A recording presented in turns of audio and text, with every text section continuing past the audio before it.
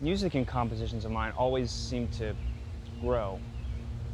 I work at them in passes rather than in long sessions resulting in a fully formed product.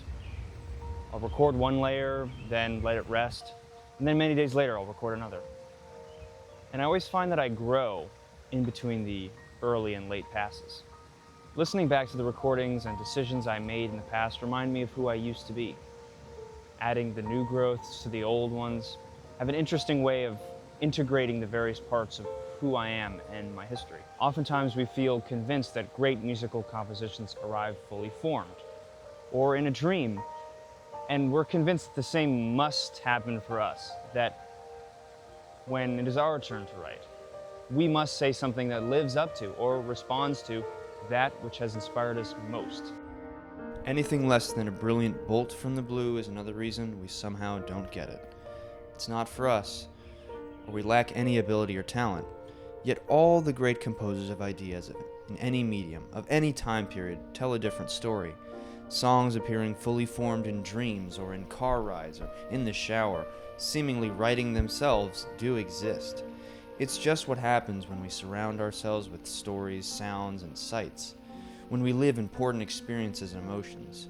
With enough time and permission, they appear.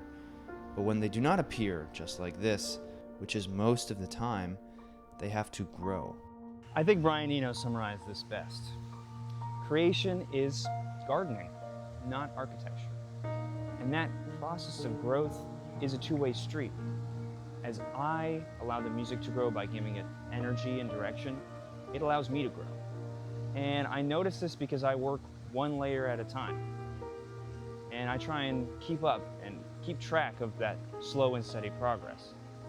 And that slow and steady progress reveals to us that music and the act of creation is actually about this growth, adding to the specific musical information we learn about composition, along with our ability to reinterpret and reimagine that information.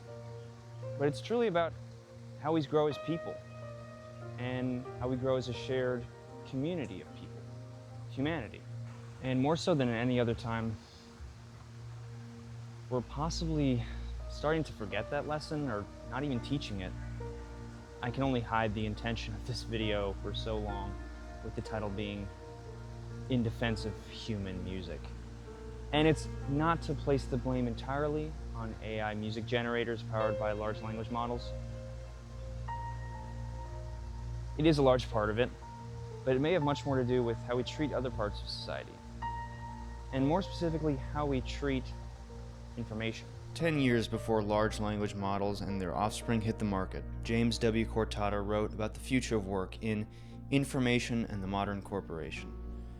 In short, everyone will be a knowledge worker. Music is not knowledge work, and we should not allow the tools of today to change that. The goals and values of modern business and of knowledge work are not aligned with how music has coexisted with humanity. Yet its prevalence has made everyone aware of and everything into the analytical and quasi-scientific systems that are the modern business. I described my process at the start of the section. I worked in layers, stopping after a certain but unspecified amount of time, even when I could have kept going, because I needed time to do nothing but put the idea down and just let it rest. In time, I grew and I returned, and I found myself able to continue and let the work grow in a new way. And it does lead me to finishing less work per day and posting less per week, but it feels more intentional every time I do. In an age where words and ideas are cheaper than they've ever been, why do I feel the need to make less? Turns out that social media algorithms are rhythms. Constant posting, updates, and defined content schedules just end up doing better. I feel like I'm finally learning my lesson when it comes to being organized in my creativity. But it's hard because the values are different. Algorithms or search engine optimization or social media management are in the end optimizing and trying to maximize engagement. This fact is so well known, yet sometimes we completely forget it. And I feel myself being pulled in, buying into that value system. If the information and the structure that allows me to succeed is there, and it really can help, why don't I use it? I think I've gotten used to both now, using information and structure to decide what and how I make. I think a lot of musicians and creative people who decide to engage with the internet can agree. I've also gotten used to thinking in the ways that people like software programmers do. I was making a joke to a friend the other day that, if you're just making music in a DAW and it's really digital only, it might as well be software programming with all the complexity and also the fact that it's sort of software programming. It's not a bad thing. I'm trying to figure out how to ship more product, and I'm thinking about design specifications, as they would say, more than just like what I come up with and when I'm exploring and playing random stuff. But they're not my values. Those were given to me by somebody else.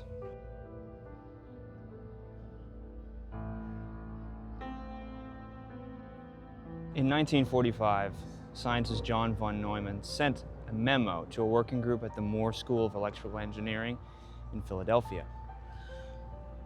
It was received on June 30th, 1945. I don't mean to be dramatic, but in the spirit of this video, I tried to find the exact date that this was all inevitable. That date and that memo and that system that was outlined in it seems to me to be the birth of the information age as we know it. Previous to this date, Charles Babbage and Ada Lovelace introduced the first mechanical systems of computing. George Boole's had defined its central logic, and Claude Shannon had introduced that logic to circuitry. But it was always mechanically programmed. Software architecture was physical architecture. But von Neumann's first draft outline for what was to be the EDVAC computer changed that. Hardware was kept simple in favor of programmability. Memory and computing circuits would be kept in separate organs of the machine. Von Neumann's general design from this draft would come to comprise the von Neumann architecture, and from it, all other software evolutions occurred. It would take about 25 years of iterations, hardware upgrades, and implementations, but it at some point or another became ubiquitous. Merged with the already developing areas of data science, the ability to flexibly program high-level systems to receive and analyze data created what we think of as the modern business. From von Neumann's time to now, less than 100 years, so much has changed. Greater ability of receiving, storing, and transferring of data. Better mathematical models to make sense of them. More awareness of their abilities to assist the business. Complete integration into the operation of supply chains around the world. The leveling out of management trees due to greater insight into the decision structure of a company. Information, not the technology surrounding it, is actually the most powerful resource in the modern business world. And creatives face that same gain in ability, but also responsibility that information gives us. Information and history being widely available gives us a fountain of inspiration that we might have never had in the past, but we also exist alongside the feedback loops and optimization that power the business world. The visibility and management of information empowers modern businesses to be science labs, hypothesizing, testing, refining, iterating, and then peer reviewing. This loop leads to a process where data becomes information, and then information becomes knowledge, and then knowledge becomes wisdom, which finally lands in the minds of those who run the company. Computers power that system, power those loops, but it is that wisdom that powers the business.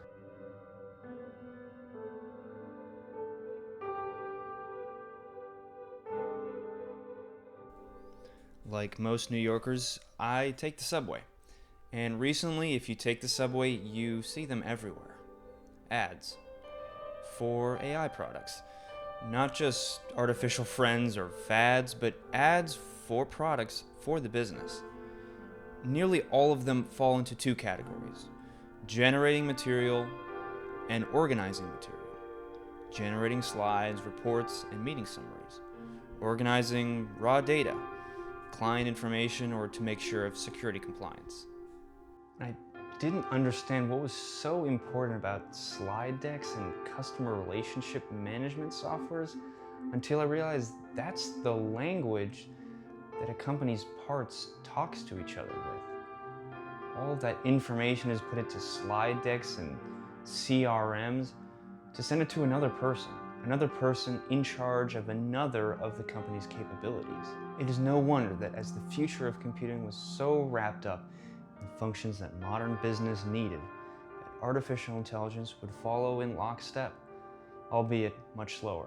Large language models, first trained to sort and categorize information, but now used to generate it, are like that scientific data analytics loop put in a blender and then in a time machine. The amount of parameters and the computing speed seeming to boggle the human mind, and all of the advances seeming to come faster and sooner than we ever anticipated. Business always grabs onto technology, but this technology in particular was developed to try and pull intelligence out of raw data, which is what businesses have been trying to do ever since we've had businesses, and we've been trying to get computers to do it for us ever since we've been able to program computers. The word processor, the spreadsheet, the database, and the programming languages all were created to do this: pull intelligence out of numbers. But rather than physically close that loop of tasks by sending information to different people, requiring different parts to do such things as collecting the information, then analyzing it with varying levels of context, then pulling out the salient connections, then creating plans with those connections, a machine can be programmed to do all of those things without hard code and could close the loop for you. The reason why music can even be incorporated into this discussion at all is the same reason we make memories. A mentor and teacher of mine once said that you can't really make memories or really strong memories before you're 3 or 4 because you don't have language to refer to things. You just sort of get overwhelmed by the experience of things and then don't have a way to store them in your own brain. And that rang true in the moment, and it still rings true. It's not how all memory works, but a big part of how we remember things and re-remember things is how we talk to them, how we talk to others about them, and how we find them in the architecture of our own brain. It's sort of hard to talk about because in some ways everything can be language, at least from the point of the linguist it is.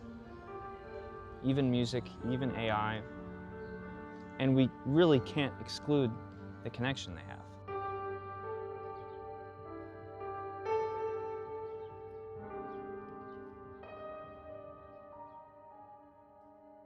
The ideas of machine learning and neural networks, systems of computing much like our own brain, have been around for many years before the recent breakthroughs.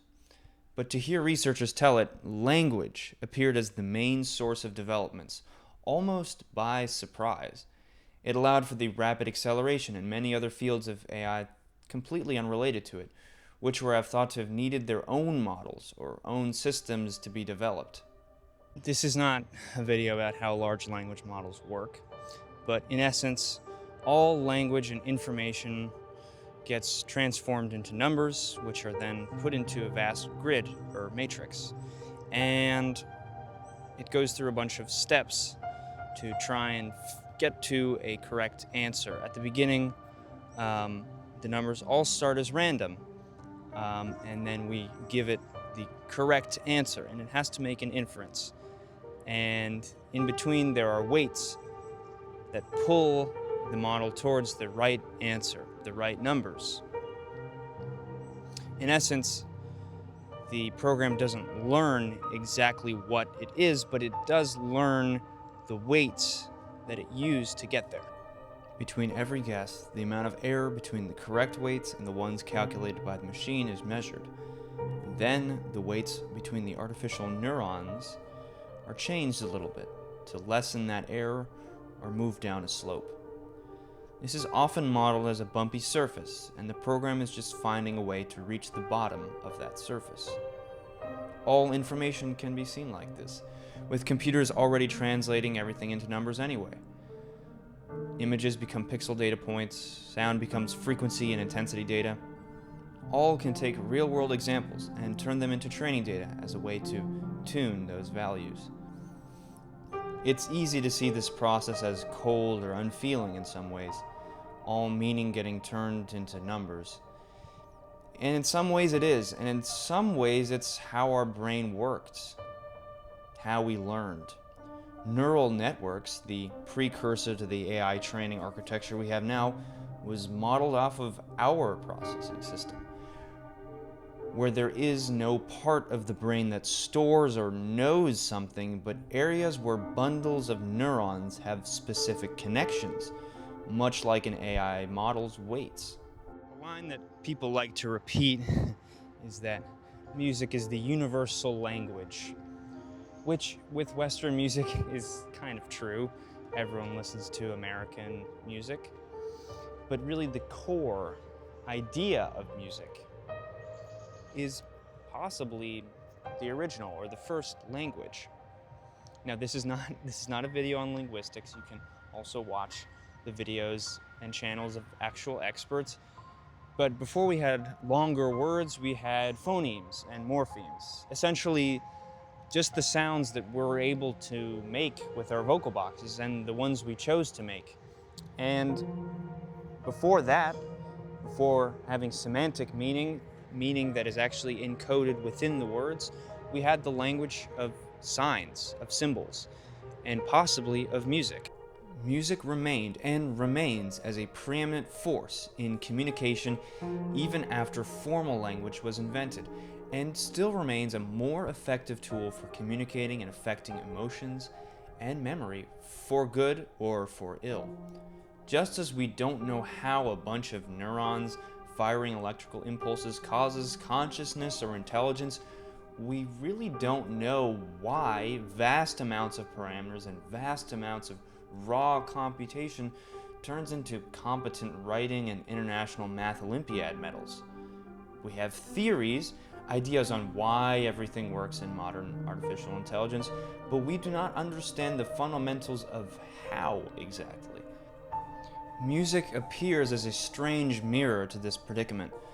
We have theories, but how it actually works to affect the human emotional system, and also why certain musical structures work in certain situations, is still under research.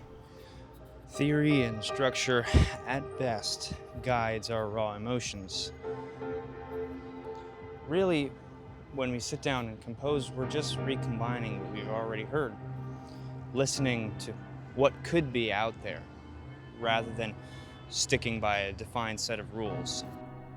From the perspective of a tech-minded person, we kind of run a strange inference on our own musical ideas. Some things are more heavily weighted in our brain, and some things aren't. As we grow and change and learn, we tune and strengthen and lose those weights. It would be very easy to turn all of music and learning into a technical process like this. You know, from the perspective of a number crunching machine, everything is just data. And also, from a perspective of the person running it, maybe less errors and more speed equals better product. And from that same perspective, we could close the loop just like we did data analytics. Before we had to learn songs, learn our instruments, become in touch with who we really were and what we wanted to say and how we got that on the instrument. What happens when we don't need to do that? What happens when we close the loop?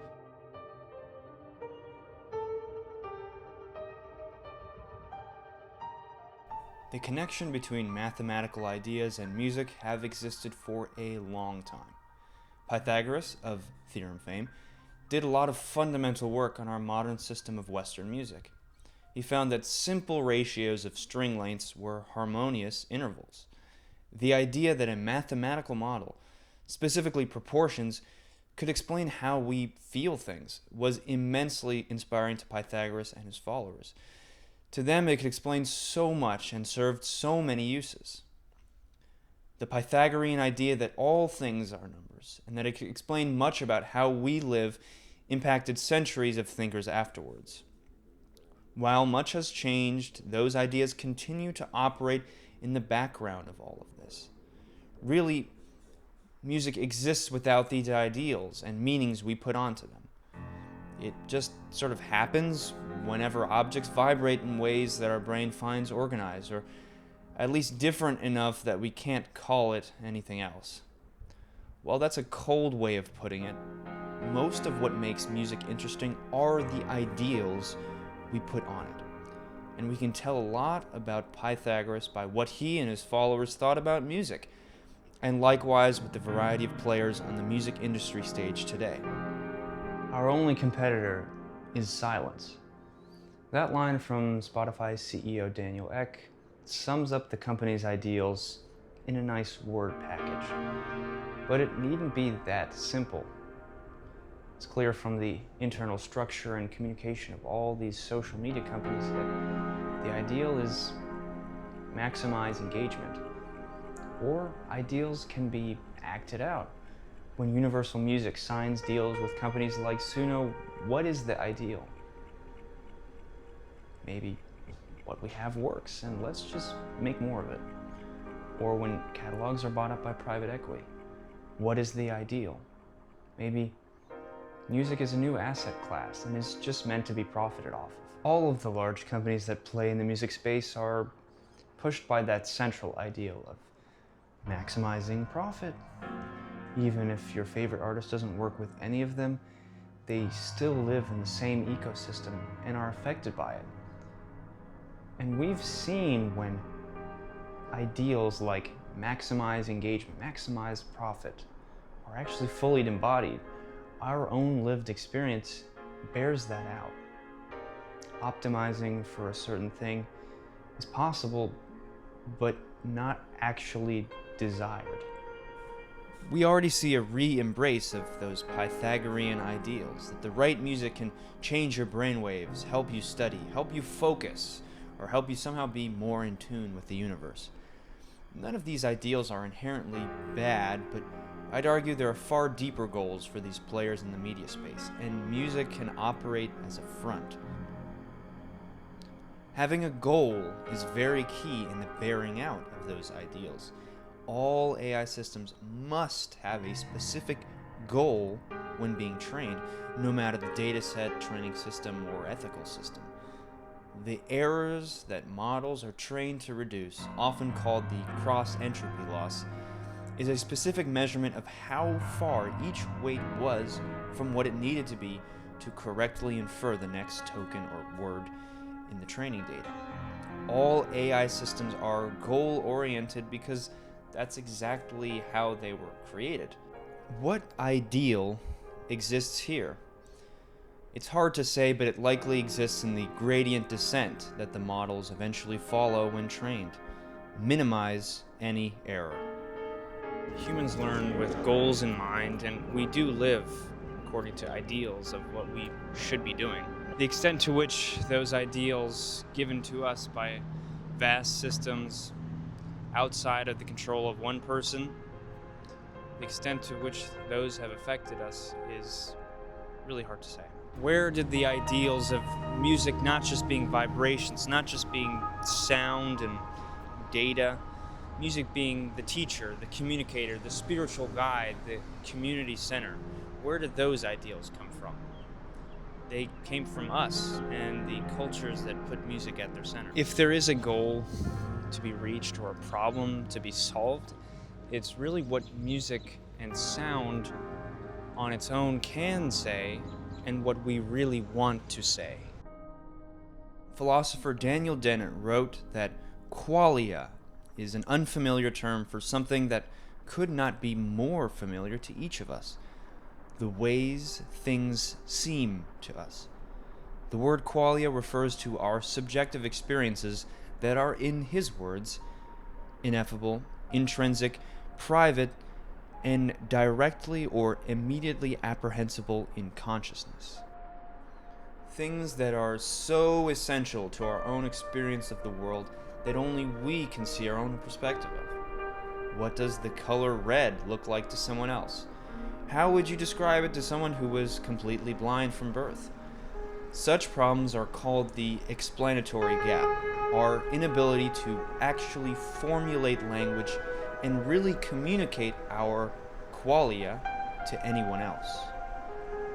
These are Stone Age problems. Our brains have not been updated and upgraded like the vast computing systems that now surround us.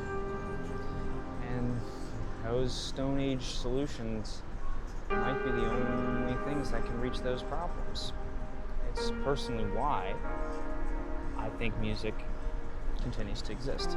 We may try to find Silicon Age solutions, but this reflects an ideal that we as beings are not enough as we are.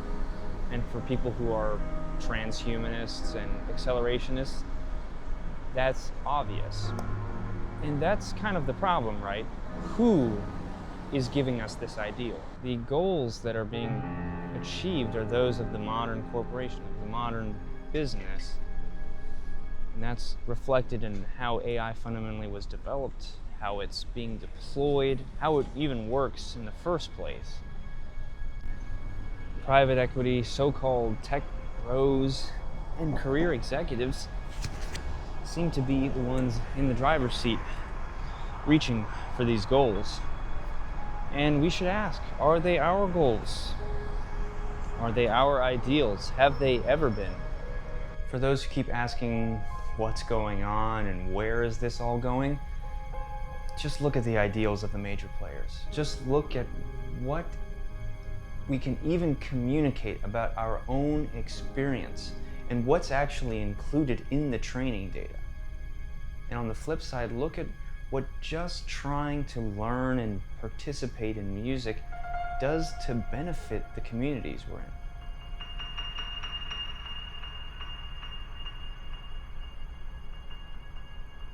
The prevailing business structure that exists now is that of the decentralized knowledge worker, the work from home or anywhere road warrior. Now relying or using AI tools much more to receive, sort, and analyze actionable information that they can prove to others that it will help the company. But if we don't have actual language for what music does to us, why it's so valuable, and what our own experiences of our life even are, how can we build the same structure? The feedback loops that now exist in marketing, sales, and software development see an end state in automated and optimized data analysis and problem solving. Without the fundamental language about what music does and the qualia of life never entering training data, we can never get back anything that is really useful or truly affecting to us. There is no real data to crunch. Yet, we can be convinced. And my more pessimistic side sees that we have already lost so much. Profit maximizing and extractive corporations have always existed, but now it seems they extract not just time and energy, but knowledge and our own creative work. People with corrupt intentions have always existed, but now it seems that music and its industries are run over with them, despite the kind and reassuring words they give to artists and their fans. There have always been people who don't have the luxury or care to be active media consumers, and people willing to exploit that. But now streaming and big media runs off the model of the lean-back media consumer, the person who is just merely fed information or presumed to be too dumb or overwhelmed to choose for themselves. Copying, amalgamations, and whitewashing have always existed in the music industry, but it now comprises 44% of all new music uploaded to streaming platforms like Deezer. Frank Zappa famously said that if the music industry had their way, there would be no artists. I once remarked that the same could be said about Spotify. Finally, there have always been reasons to not want to truly engage with art or creation. Romanticism, or the ideal of the inspired or talented virtuoso, or someone blessed by God, or dealing with the devil, convinces us we don't get it, and that musician or music producer is a selective category or club. And it approaches a different level when we take together all of the technologies supposedly required to make music now at a professional level or the right way. Given the tools to get to a certain level or do it the right way, people will take them just to be in the club or strike it rich. Even I felt convinced of this. I felt convinced that I had to go to a music program at an accredited university just to continue my music career into adulthood. But as I say, music is not knowledge work, and it cannot be optimized. There is no perfect set of information that will generate or help you generate the best music you actually can make. And if it did exist, it could not be communicated to a large language model. And I know this will not stop the machines, the systems that are already in place. Almost nothing will be able to. But I don't want to just reject things or only think in negatives. This isn't a tear down of certain technologies. The same might be able to do immeasurable good. And those goals and values have always existed, and we've still managed to live with them.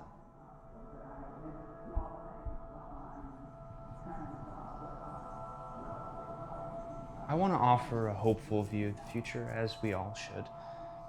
That's how people keep learning things, stay inspired to create. So why do I feel the need to defend human music? A fundamental question.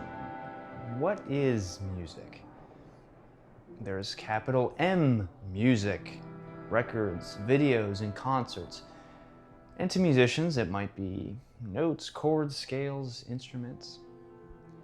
But to my mind, there's a lowercase m music.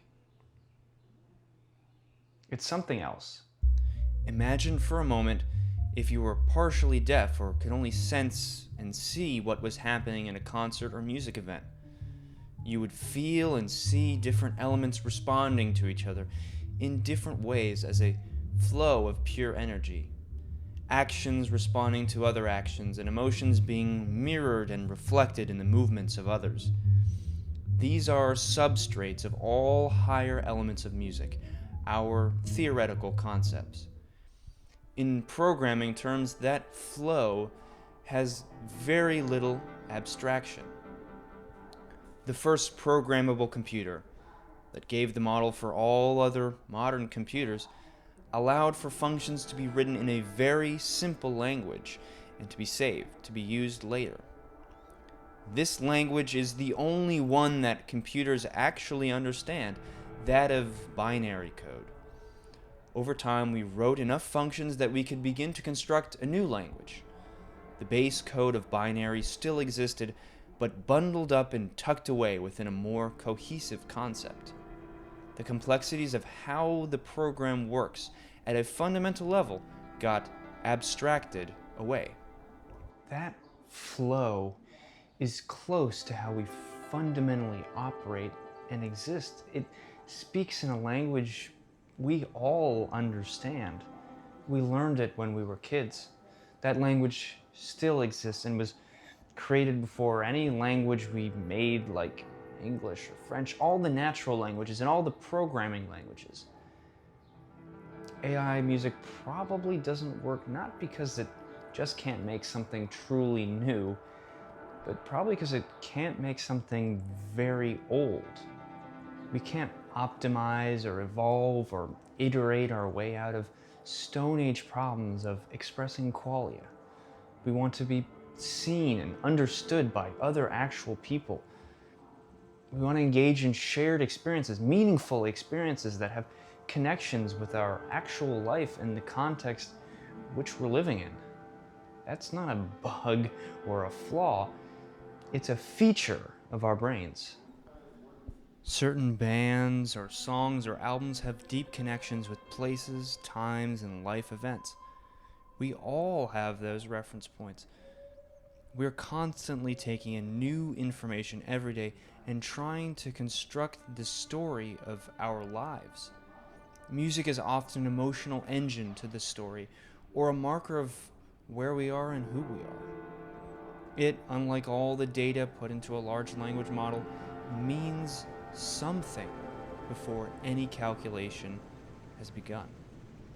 Now, I don't know what it looks like yet, but I know we have to radically accept our own humanity. I like to tell people that my fundamental belief about life and music is that everyone is a musician. Talent only exists insofar as the ability to just give yourself permission, to let go of certain control and just listen to that fundamental language. Timothy Galway famously called it the language of images in the inner game of tennis. To those who feel like they're not talented or creative or aren't musicians or just want a reason to defend their artistry, their human music, this line from the great music movie Sing Street sums it up the best. And yes, I know Adam Neely already quoted it in his video. But rock and roll is a risk.